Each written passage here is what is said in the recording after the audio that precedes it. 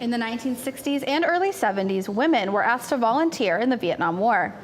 Cronkite News reporter Blakely McHugh tells us how women who served in the war had a slightly different experience than the average serviceman. At the time of the Vietnam War, the military was almost exclusively made up of men. However, 265,000 women volunteered to serve around the world.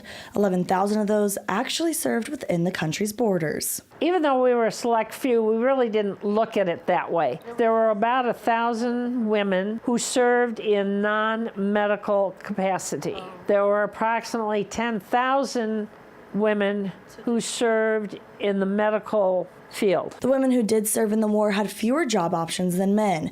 Most of them served as nurses or administration workers. There were very few jobs open to women. There were no combat roles open to women.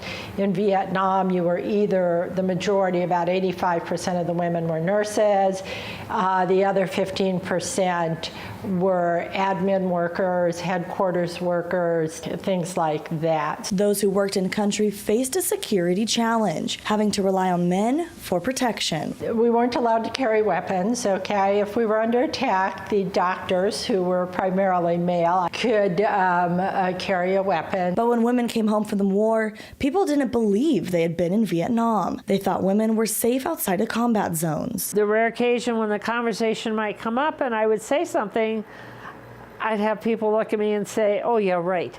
There's no way you were in the country." And although most people assumed women had not been in Vietnam, the men who were appreciated their work. Emergency medevac, ASAP. There's more deaths in a war from medical issues, and we're in a jungle. There were wards full of malaria patients, and and different illnesses, jungle-type illnesses, and we were able to treat them and save these young men's lives for the most part, and they knew that, and they respected that, and they respected us. 8 military women died serving in Vietnam.